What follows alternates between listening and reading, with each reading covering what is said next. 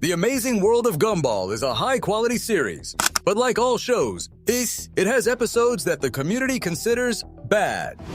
I've seen many debates about them, like the laziest and the limit are trash. My goal is different. I want to find the good in these chapters, as their strong points are often forgotten. My mission is to uncover what treasures are hidden in what many call the worst of the series. I invite you to stick around until the end to discover with me what these episodes have to offer. Development. We're going to review the episodes again, but for a different reason. To find the good and the bad, to see what the episode got right.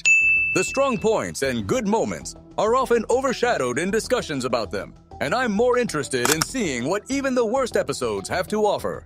My goal is to perform a kind of television archaeology, digging in the often hostile ground of the least loved chapters to unearth the moments that still shine.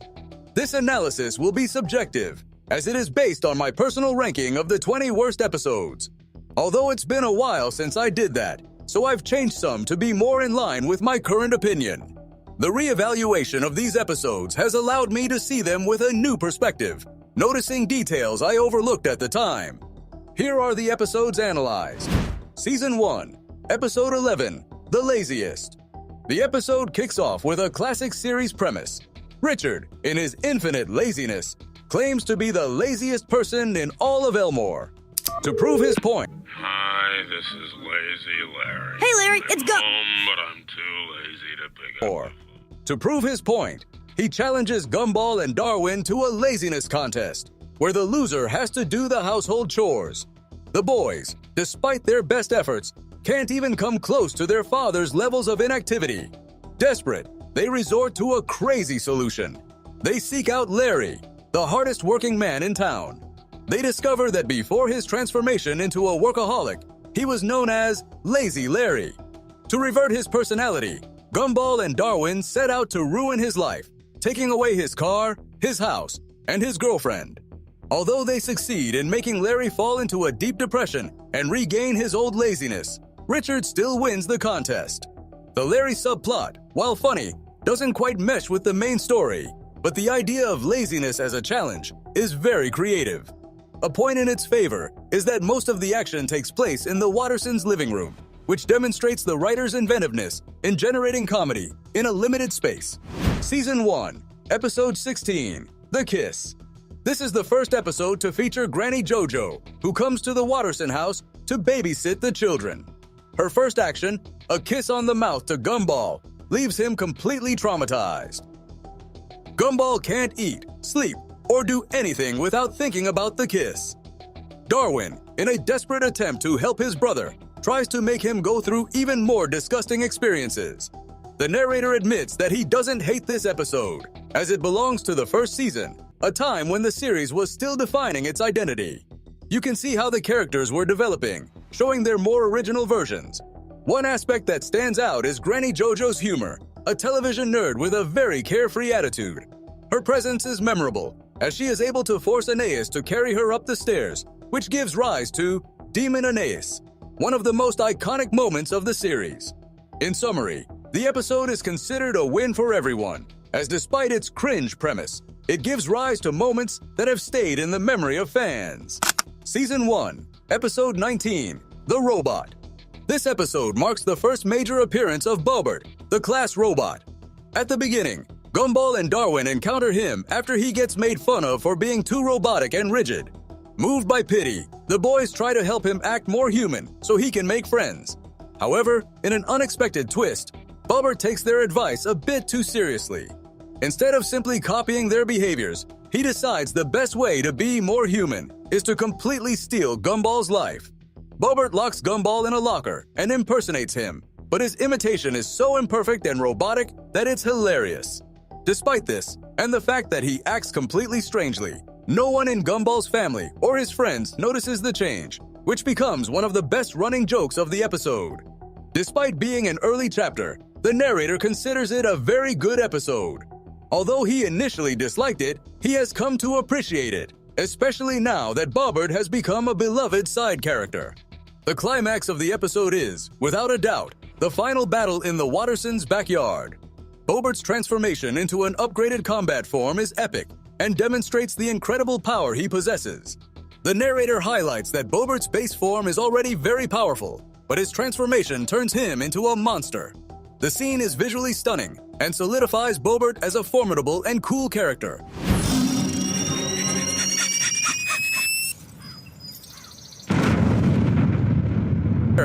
While also highlighting the show's absurd comedy. Season 2, Episode 30, The Limit. The Watterson family is at the supermarket, and the episode explores the limits of Nicole's patience. The kids, Gumball, Darwin, and Aeneas, won't stop bothering her to buy them things, completely ignoring her warnings. Tired, Nicole finally sends them to the car, but the kids, in their rebelliousness, refuse to obey and keep coming back to try and trick her again and again. The tension builds until Nicole, overwhelmed with frustration, reaches her breaking point. Her meltdown, while comical, is a visual representation of the stress she has accumulated from dealing with her chaotic family. The narrator admits that, at first, he hated this episode. He found it annoying to watch the family be so predictable and tiresome. However, upon rewatching it, he understood the true purpose of the plot. The family's behavior is designed to symbolize the mental exhaustion Nicole suffers from daily.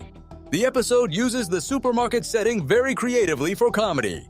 The writers take advantage of the aisles, the intercoms, and the shopping carts to create gags and chase sequences that could only happen in that place. In the end, the kids apologize, which closes the episode with a sweet ending that, according to the narrator, is a completely deserved happy ending. Season 2, Episode 32, The Promise. In this episode, Banana Joe, who is normally a happy-go-lucky and carefree character, is angry with Gumball and Darwin for not being good friends. Darwin, feeling guilty, promises Banana Joe that he will hang out with him over the weekend to make it up to him. The problem is that Gumball and Darwin already have plans for that weekend. To play a video game they have been waiting for weeks. The episode becomes a funny battle of wills between Darwin's promise to his weekday friend and his plans with Gumball, his best friend. Gumball tries to convince Darwin not to ruin their gaming weekend over a banal problem. The narrator considers the best scenes of the episode to be those without Banana Joe. He loves the dynamic between Gumball and Darwin when they interact with each other, whether they are looking for a seat on the bus or getting super excited about the video game they are going to play. Gumball's stance, who flatly refuses to sacrifice his weekend for Banana Joe, is notable and very in character. Although the narrator appreciates Darwin's loyalty, he believes the comedy arises from Gumball's exaggerated reaction. The episode uses this conflict to generate great moments, demonstrating the strong friendship between the brothers. Season 3, Episode 2, The Fan. This episode introduces us to Sarah's obsessive personality. After a previous interaction where Gumball and Darwin didn't know much about her, they now discover a side of her they wish they hadn't. It's revealed that Sarah is obsessed with them, being their #1 fan, and having stalked them for an indefinite period. When the boys confront her and ask her to stop, Sarah feels rejected and sad.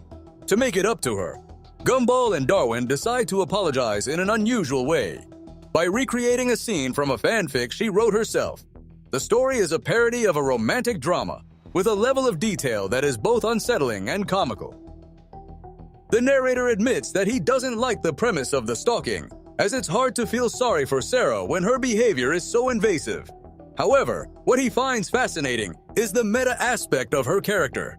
Sarah is incredibly self-aware of television dynamics and character plots, and she often manipulates the show's narrative or makes comments that break the fourth wall.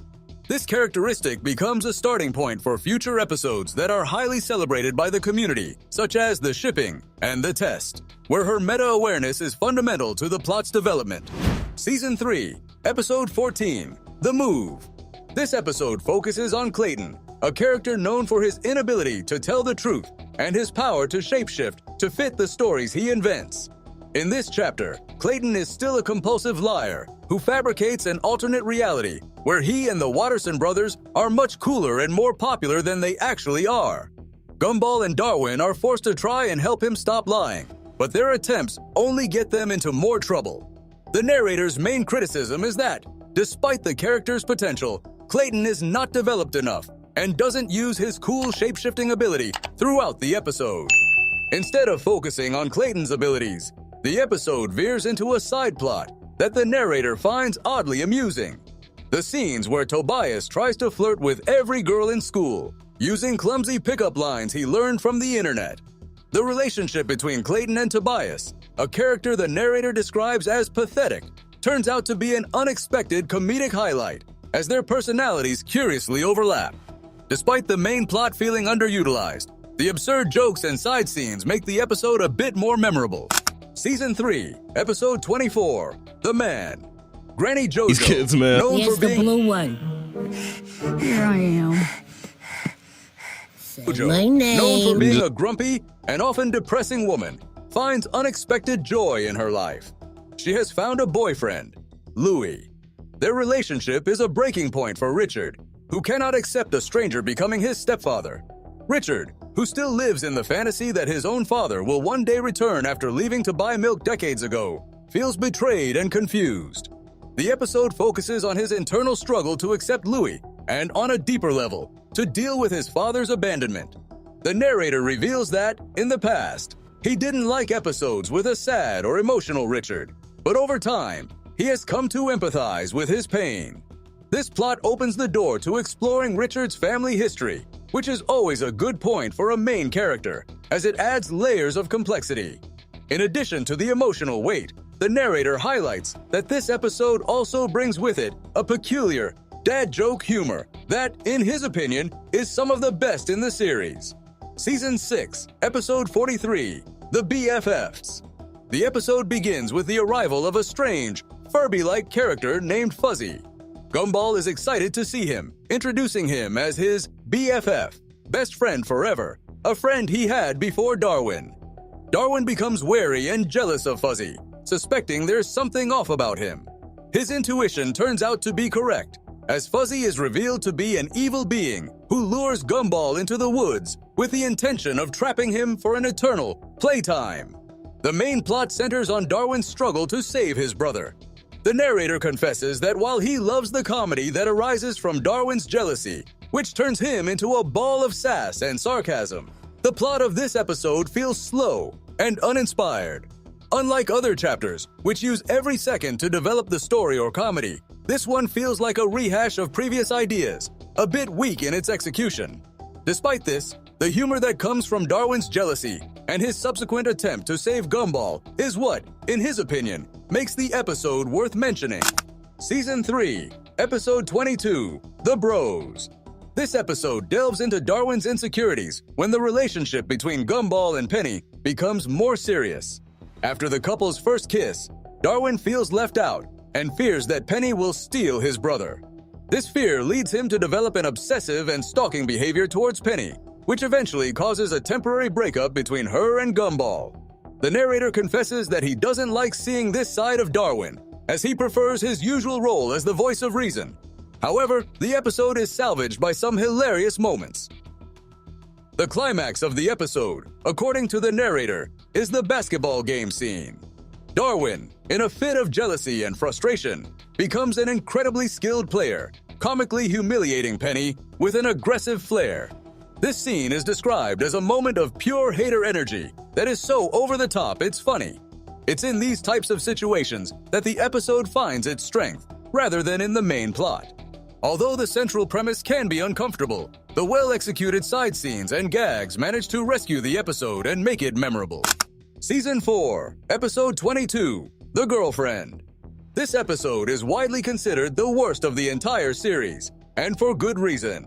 It centers on the school bully, Jamie, who, after seeing the happy relationship between Alan and Carmen, decides she wants a boyfriend of her own. Since Darwin is the only person who doesn't immediately flee from her, he becomes her involuntary partner. The plot quickly spirals into a frustrating and chaotic mess. Jamie tries to force Darwin to love her and displays increasingly abusive behavior toward him and his family.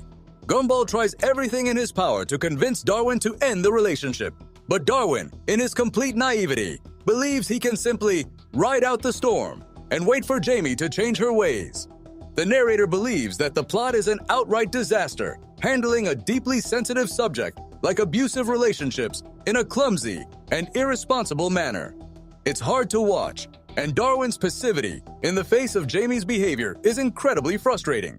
The episode feels more like a misguided attempt at dark comedy than a genuine exploration of character or a meaningful story.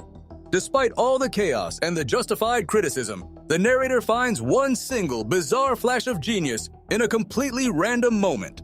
Jamie delivers an absurd but surprisingly coherent, ancient knowledge comment about coconuts and milk, which the narrator says is the one and only thing he liked about the episode. It's a surreal joke that feels completely out of place, and yet is a small testament to the show's comedic core, even when the rest of the episode fails. Season 5, Episode 27, The Menu. In this episode, Richard overhears Gumball and Darwin talking about a supposed secret menu at their favorite burger chain. Dad! What's going on with your face?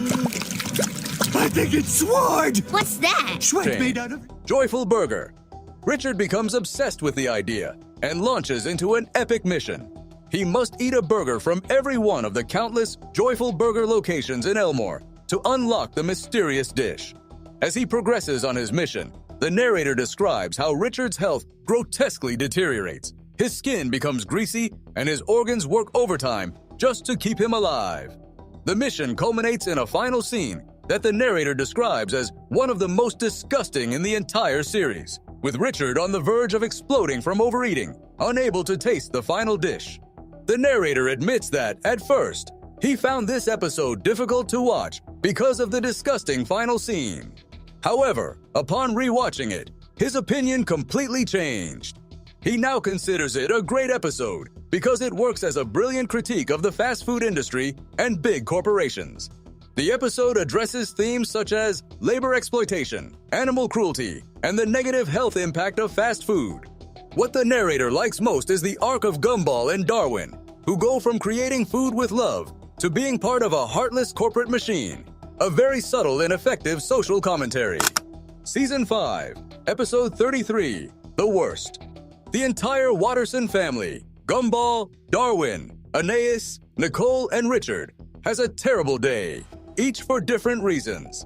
Gumball and Darwin are fed up with toxic masculinity. Nicole is exhausted by misogyny at work. Richard is depressed about his age, and Aeneas is frustrated with being a kid.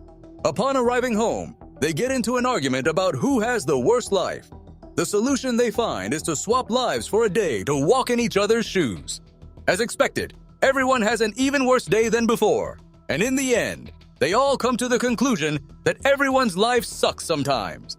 The narrator believes this episode is an example of how a good idea can be executed too obviously. He criticizes the script's lack of subtlety, which explicitly explains all the themes it addresses, without leaving room for the audience to interpret the message for themselves. Despite this, the narrator values the episode's intention to include the entire family in the main plot, a characteristic that became more common and successful in Season 5. Although the execution of the story could have been better, the narrator highlights a memorable moment from the episode, a scene where the family argues about sexism and gender differences, which shows that, despite its flaws, the episode had something to say. Close. This was just the beginning of our journey through the new Gumball episodes. If you like this ranking and want to know what surprises await us in the remaining chapters, get ready. The real adventure is about to begin. To not miss any analysis or theories about the hidden lore, subscribe and hit the notification bell. A hug, you machines.